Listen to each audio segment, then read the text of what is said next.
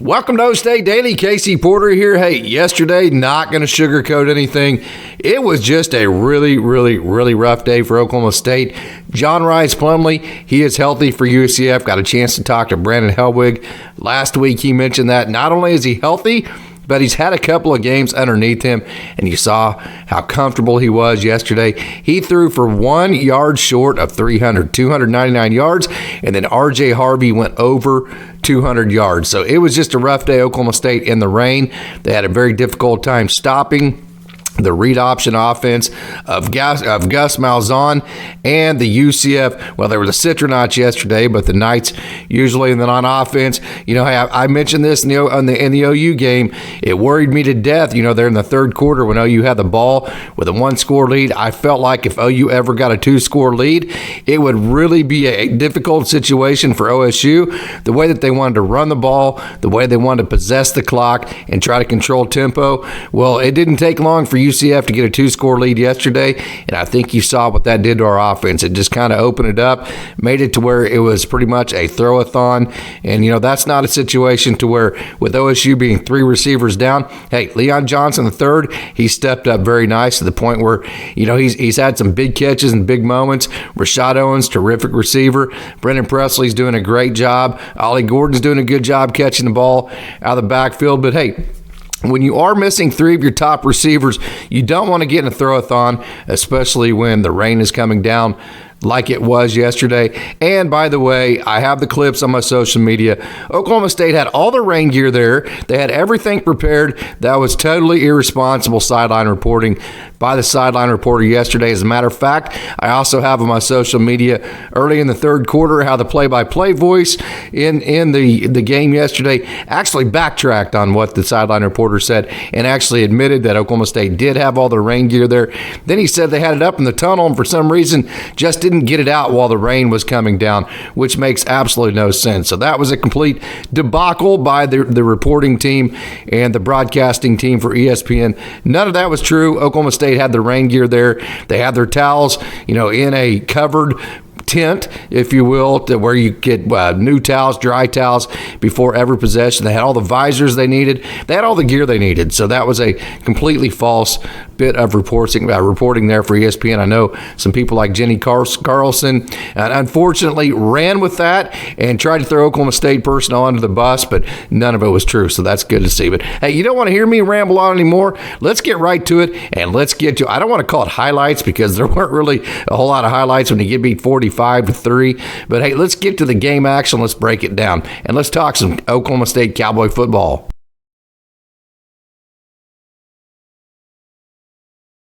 So Oklahoma State won the toss and they deferred, and I'm thinking, hey, the best part of UCS team, no doubt about it, is their offense. There you see their receivers, 2 NFL-type receivers. I thought that was a difference in the game.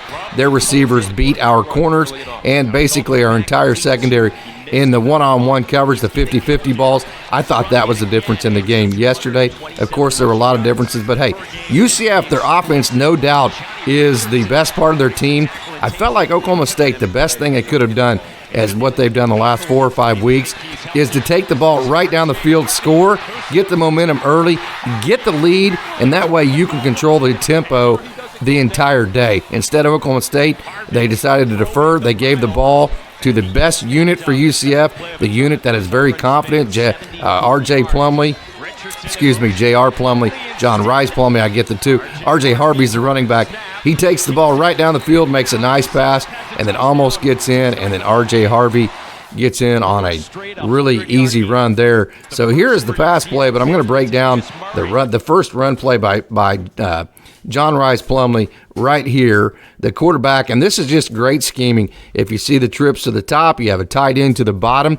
Why this is so brilliant on their part is that leaves this corner right here to fit this alley. And anytime you have corner being the run support, that is always going to be an advantage for the offense. So you're going to see this tight end just peel out to the corner right here. And the way Oklahoma State's playing this is they're playing the full flow, the running back, and then the give right here, the running back with the defensive end here, Walterside. They're going to play him there, and then they're going to assume that this corner right here can take the running back. But what UCF does, because you're going to see the linebackers fit on the inside run, but because UCF has this tight end, now that he can account, see right here, right there, now that they can account for that corner, anytime you have a tight end on a corner, that tight end is going to win in the blocking game. And so because Walterside was playing the full flow and the inside run, and now your cornerback is getting blocked by that tight end, that just leaves your safety. And by the time your safety can actually recover and make a play, it's 8 or 9 yards. That's Trey Rucker, as good as he is in the run game. There's no way he can recover fast enough to get downhill. There's Kendall Daniels doing a great job. Look at Nick Martin fire right there and doing a good job of wadding a hole, but just got to tackle, guys. I mean, just, simply put, you're in position, got to make a play, got him getting behind the chains, got to tackle here again. Just had him in your grasp, just let him go, get all the way down to the 1 yard line to eventually R.J. Harvey scored on the 3rd and goal play. A good stand there on first down.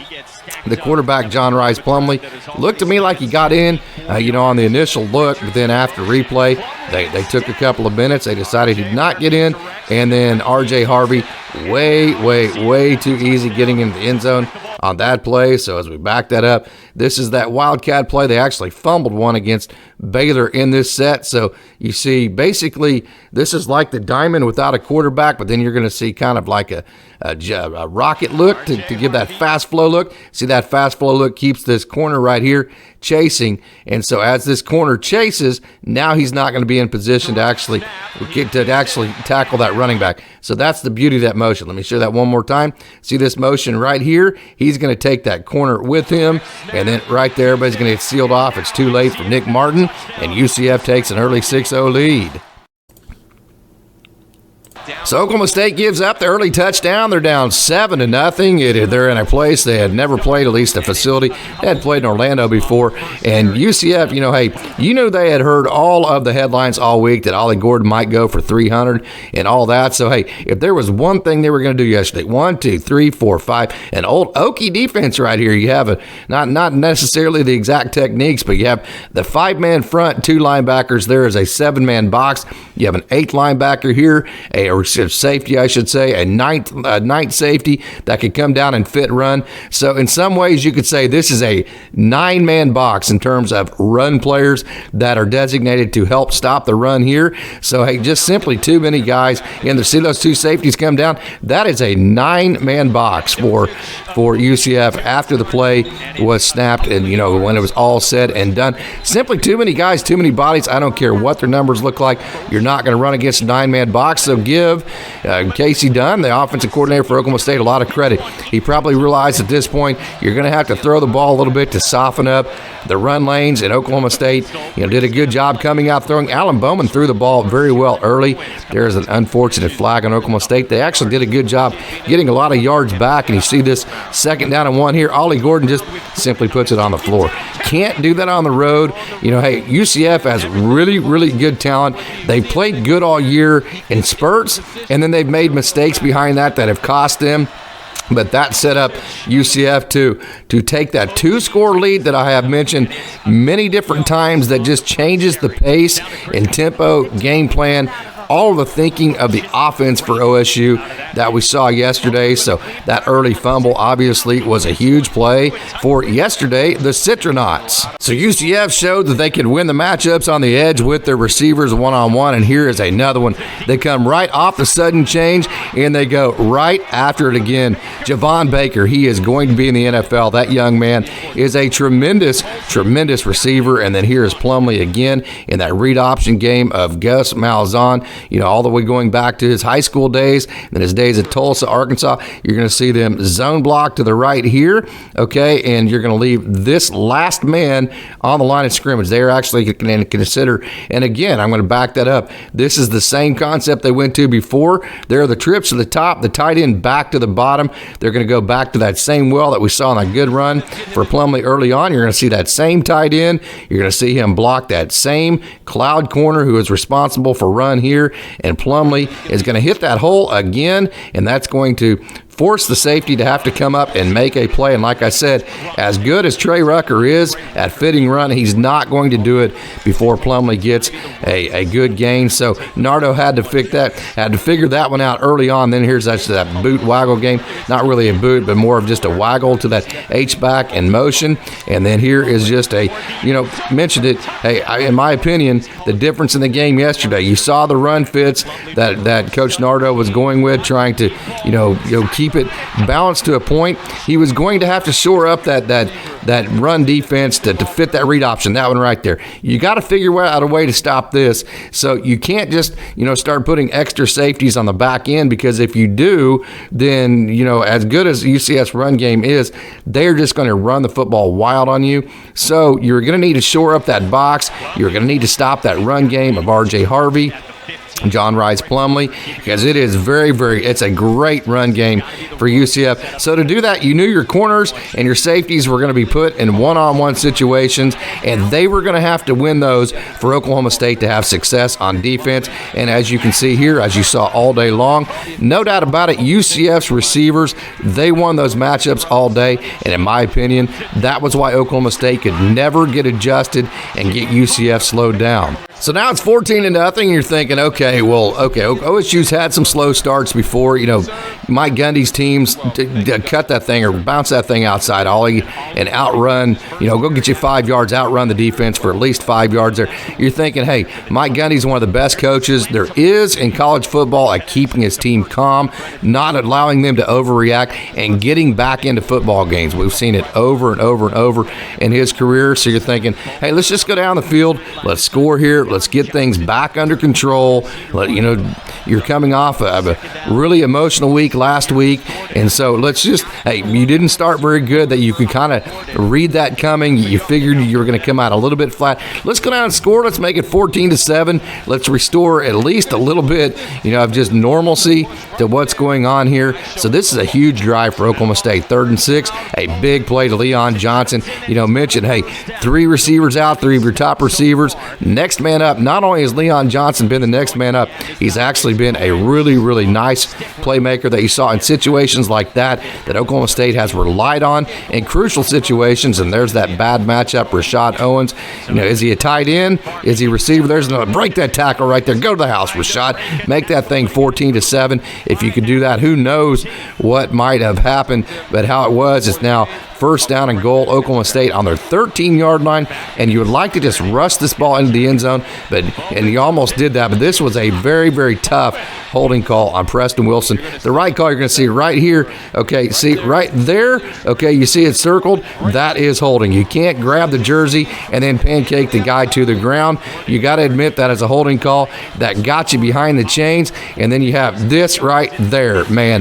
That is just kind of how the day went. Instead of being 1st and goal inside the 3, you have, hey, yes, that was a holding call, but you could call holding on every play. You could make that argument. And then the very next play, you have a pass that, hey, I mentioned Leon Johnson, how good he's been. I think he would be the first one to tell you. He's got to catch that ball. He doesn't. It ricochets off of the shoulder pads of the guy defending him, bounces in the air, and anytime a ball bounces in the air, there's a good chance it's going to be picked off. So instead of it being 14-7, now you're right back to UCF having the ball. You've had no answers for their one-on-one game on the edges. You've had no answers for the running game, and now they have the ball with a 2-score lead. So, yes, the turnover was disappointing, especially after you had 1st and goal at the 3 if you did not have the holding penalty. But, hey, you do have good field position here as far as the defense. You have UCF pinned down deep, and you come up with 2 really nice plays on 1st and 2nd. Not exactly sure what happens here. Just completely loses contain. This is uncharacteristic of Oklahoma State defense. Usually Nick Martin, Xavier Benson, somebody is spying on the quarterback.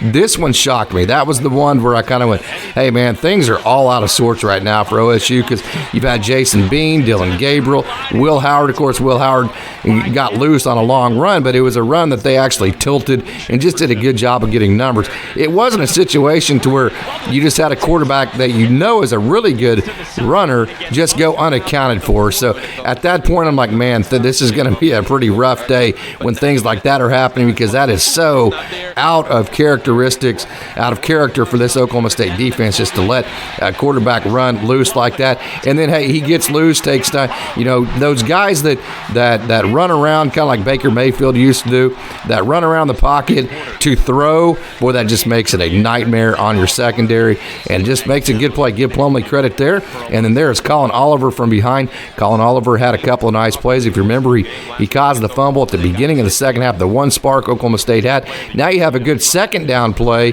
It's going to be third down and about 13 or 14. Got to make a play. Got to get out the field, make them kick a field goal. This one was tough. Another penalty. So many times because UCF could win on the edges, the one-on-one matchups with the receivers. Hey, they gave Oklahoma State a dose of their own medicine. How many times throughout the years has Oklahoma State had a third down and long, just thrown one up to a receiver and either got a penalty or caught a fade pass and continued to move the chains? UCF did that time and time again yesterday. Again, that was, in my opinion, why Oklahoma State could not get adjusted and get UCF shut down. Again, you're starting to see Oklahoma State do a good job in the box right here. Just got to win the matchups on the corner. And then UCF now with a third down and 10. Oklahoma State brings a blitz with Kendall Daniels, a safety blitz, and that is just tremendous coverage.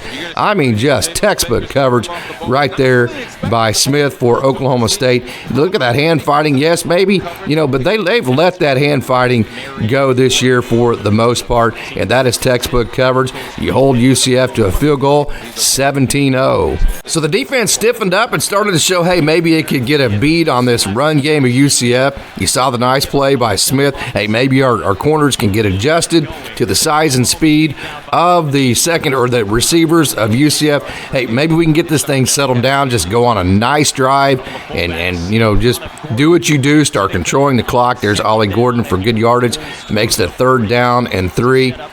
So Oklahoma State, hey, the game right here, just settle it down, get back in the game, get back to your type of game, and this is just a great play. Hey, 9 times out of 10, Brennan Presley, this is a great scheme by Casey Dunn. 9 times out of 10 off of that motion. I'm going to forward this back to that Brennan Presley play.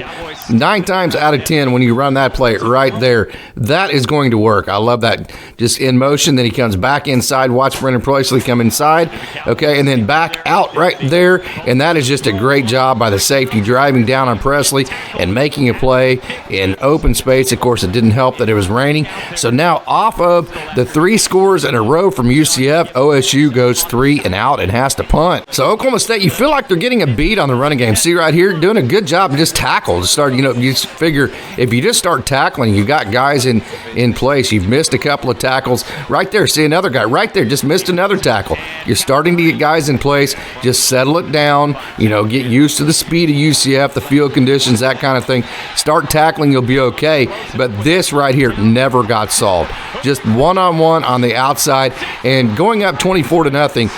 Mike Gundy led teams as great as they've been over the year, coming back from deficits. I remember I was at the K-State game about 10 years ago when OSU came back from one. We've seen Mike Gundy teams come back before and really stay mature and calm in doing so and just kind of grinding away and churning it. But, hey, the way that it was raining, you didn't feel like you were going to be able to zero UCF and their entire offense for the rest of the game. So, hey, while you're coming back, one of the biggest parts of the comeback is you have to stop the other team, and you didn't feel like Oklahoma State was going to be able to do that consistently on the day. So this one right here really felt like a dagger. Again, you had 2 third downs on the last possession, both that you gave UCF first downs on penalties. This one you have a third down and about 3 or 4. And they're in scramble mode, just throwing up kind of a Hail Mary in the rain. Not a very sophisticated pass by Plumlee. Just kind of floats it up there. And again, their receiver just wins the one-on-one matchup. I felt like that was the difference in the game yesterday. So wanted to bring this up. This is where Chris Budden, the sideline reporter for ESPN, she reported that Oklahoma State had no rain gear down there. But then she mentioned that they actually did have tents that they could stand underneath. They actually had extra towels, and she was was mentioning that, see that medical tent right there? They kept the towels in that medical tent because it had sides to it, which meant you could keep them dry. And then she also mentioned that they had extra visors for guys to put on. So she completely contradicted herself. And then later on in the game, if you go to my social media, the play-by-play, there's not a good play by Bowman. You're down 24 points. It's raining. The play-by-play guy actually mentioned that Oklahoma State did have all the rain gear at the game. And he said for some reason they just kept it in the tunnels while it was downpouring, which makes absolutely no sense. So that was just horrendous reporting from the ESPN broadcasting crew. Don't throw people underneath the bus. Let me go ahead and repeat that, especially equipment people for Oklahoma State. If you have inaccurate information, at least find out. If you're going to throw somebody under the bus, at least find out the actual facts as to what is true. And then some of the Oklahoma media ran with that. Next thing you know, it's a big deal, and people are saying Oklahoma State was so unprepared they didn't even have the rain gear, which was completely false. But hey, meanwhile here, UCF, things are going downhill. It's 24-0. Alan Bowman is dropping snaps, and you end up going 3 and out and having to give the ball back to UCF. So nothing was going right for Oklahoma State at this point, and they are down 24-0, and UCF gets the ball back with a little under 9 minutes to go. Hey, give them credit. They have great run scheme. Let me block this. Let me back this up and show you what happened here. There's that trip set. See how they ran the trips to the top and the tight end to the back? Remember, they had used that tight end to block that cloud corner here, and then the quarterback had faked a handoff, and then the quarterback had kept it underneath as that tight end sealed the edge against this corner. Well, now, instead of that tight end actually doing that, now he's going to block down, as Oklahoma State anticipates that. Now he's going to block down. Guard and tackle are going to pull. They are going to take care of this corner now. Watch this here. That is just great scheming. Hey, that is having one set. You give one look out of a certain formation. As soon as the defense adjusts to it, then you give a different look. So give UCF credit. And there's just another missed tackle. But UCF has great run scheme. But hey, when you're missing tackles like Oklahoma State did, it's probably a myriad of things. It could mean that you're not totally locked in mentally. Field conditions could be bad, or just give the other team credit. Hey, their running backs sometimes are just better athletes than the guys, that are trying to tackle them. It could be a little bit of all those factors, but again, there's another missed tackle. The tackling yesterday just was not good for OSU. Don't mean that to be negative. Don't mean to throw anybody underneath the bus, but just got to call a spade a spade. Did not tackle very well, and because of that, R.J. Harvey actually went over 200 yards, and John Rice Plumlee was just 1 yard under 300 in the pass game. Boy, Plumlee almost got out the back door there. A good job by Nick Martin to set up a third down. Here's a good play by the defensive interior by Oklahoma State. Specifically, I believe that is Trey Rucker coming in from his safety spot, and Cody Walterside. That sets up this fourth down. UCF does not want to kick in the elements, and you're thinking, are they going to call that pass interference? Is he going to catch it? None of that happens, so Oklahoma State holds, and they get the ball back down 24-0 with a little less than 5 minutes to go. So Oklahoma State gets the ball back down 24-0, and they need to make something happen before half. You get the ball first coming out in the second half, so you feel like, hey, if we can go score a touchdown here and then score a touchdown coming out 24-14 with, say, 10 minutes to go in the third quarter, that's very doable. So right here, this is a huge drive. I give UCF credit. They did a good job on the run game. On first down here, they did a really good job on that second down play on the corner right here of covering Rashad Owens and keeping him from just making a one-on-one individual play. And then watch the linebacker here on this third down play. See that linebacker back up into coverage right there? Okay, that's just a great job of a linebacker actually covering. Let me back that up. This is just man coverage right here. Linebacker on the actual H-back. So here's the H-back here. Watch the linebacker right here go into man coverage and cover Josiah Johnson right there. See him? The entire way. Just give UCF tremendous credit. That is just a tremendous scheme defensively to cover Johnson and tremendous execution.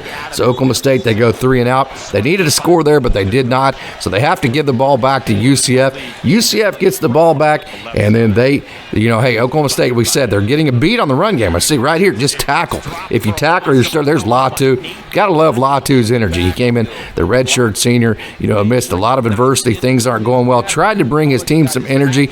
You feel like the Oklahoma State in the run game has started to fit it. Just start tackling and then start playing the edges as far as the pass game. Start winning some of the one-on-one matchups in the pass game with your corners and safeties versus their receivers, and you kind of feel like, hey, this is a doable thing if you can just get some momentum, get it going downhill, get them doubting themselves. See, you're fitting it right there. You're fitting the run game very well. You force a 3-and-out for UCF. You get the ball back, and then here comes the offense. You get a good play to Ollie Gordon. Hey, if you can't, if they're stacking the box and they're making it to where he is not going to beat them in the run game, then just swing it out to him out on the edges and make him pay for loading the box like that. And then here's just another huge play. Okay, trying to hit Rashad Owens. This is that mesh route OSU runs so much. See that mesh route? See how the two crossers right there? Okay, see the two crossers? Usually I talk about throwing it to the underneath receiver. Well, UCF, as Oklahoma State has done, they actually, they're on that very well. Then you have a posted up Rashad Owens in the middle of the field that we've seen OSU throw. Probably the best decision here, would have been to throw it to this guy that was actually on the top. Instead, Bowman threw it to Rashad Owens. It gets tipped, and anytime a ball gets tipped in the middle of the field, that is not going to be a good situation. So Oklahoma State goes to half down 24-0. So, yes, it is 24-0, but Oklahoma State gets the ball first. Hey, there's Ollie Gordon going for 5 yards. He caught one, on a couple possessions ago. So, I thought they might call that for, it was kind of a little bit excessive at the end of that play. But you kind of feel like, hey, let's get Ollie Gordon going. Let's right here. If he can't throw it, if he does not run the ball well, there's another screen to him. So he's starting to catch the ball a little bit. You go down and you score. Let's put a little bit of momentum pressure on UCF and a touch of scoreboard pressure. We've seen that they bowed down to that against Baylor. They've had a tendency to make mistakes at the worst possible times this year, which is why, although they're very talented and they've done a lot of great things, momentum and just as far as turnovers and just making the wrong play at the wrong time have really been a bugaboo of UCF. So let's just go down the field. Let's score. Let's make it 24-7. Let's put a little bit of momentum pressure on them. Let's put a touch of scoreboard pressure on them. Let's get Ollie Gordon going, and let's just see how they can handle it. Let's see if they can handle it. So you feel like at this point, Oklahoma State, hey, you're not feeling good about it, but you do feel like they're at least, especially right here, break that tackle and go to the end zone. Dadgummit, Rashad Owens had one in the first half. He could have, Leon Johnson wanted that too. Didn't mean that in a critical way. I'm just saying you kind of wish he would have. Jaden Nixon gets the first down, so now you have first down and goal, and it's, when you're down 24 points, you have got, boy, that's a big drop. Brendan Presley, wonderful player. He had a great game. He's had a great year. Got to catch that ball and keep your team ahead of the chains. If Leon Johnson just goes down, it's 3rd and goal for about the 6, and now you're thinking, okay, here is, got to win a one-on-one play. Got to win that ball right there.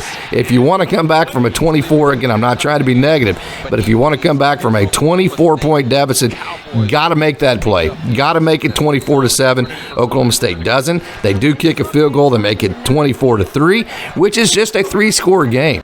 So Oklahoma State had a nice drive coming out of the second half. They had shown some ability to move the ball. And then this, Colin Oliver comes from behind. That's Xavier Benson to jump on it. You're thinking, hey, let's go score in a couple of plays. And with, maybe around 9 minutes, 8.5 minutes, it would only be a 24-10 game, of which UCF, hey, we know how, the Baylor game, Oklahoma State, they can score 2 touchdowns. They can score 3 touchdowns in the last quarter plus 9 minutes. So right now, the game is squarely on. This was the one sliver of momentum Oklahoma State had, and it was taken away almost immediately right there. Wow. You remember that mesh route that Oklahoma State threw to Rashad Owens across the middle?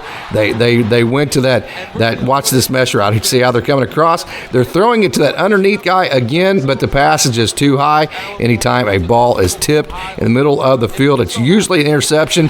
And then this, 92 yards. The longest run in the history of Oklahoma State that their defense has ever given up.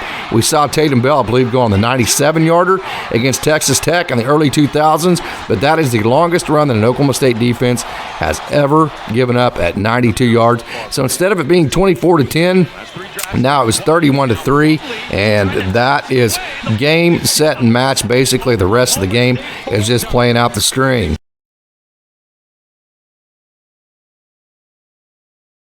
So there you have it. Not going to show you the rest of the game, or the rest of the game pretty much at that point, 31-3. You're just playing out the string, and it's just, trying to do a little bit of this, a little bit of that maybe for next week, and just getting back on the plane and going home. So, that's just kind of how I viewed the rest of that game, so didn't want to show it. No need to talk about this game anymore. Time now to move on to Houston, and the thing about that is, hey, Houston, I don't think either them or BYU. We saw BYU get beat pretty good at home by Iowa State. Neither one of them are going to have the offensive firepower that UCF has. Hey, that offense for UCF, John Rice Plumlee, and you're talking about R.J. Harvey and Kobe and the guys on the corner, the two receivers, Javon Baker and Kobe Hudson. Those are NFL receivers. That's an NFL back. That's a quarterback that has been in the SEC, that has a lot of speed. He's just getting comfortable in the offense. And Gus Malzahn is a very, very, very good offensive coach. And then Henshaw, his offensive coordinator, is also a very good offensive mind. So, hey, that's a lot of firepower for UCF.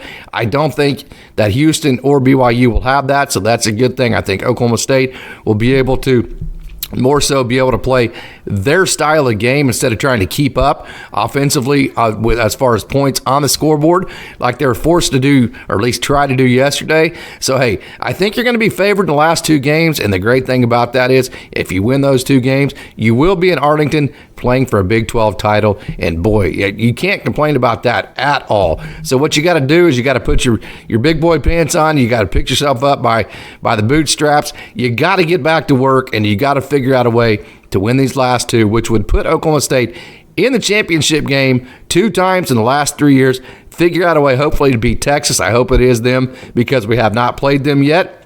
I would like one last shot at the Longhorns. Pick yourself up by the bootstraps and go 3-0 to finish the season. Go Pokes.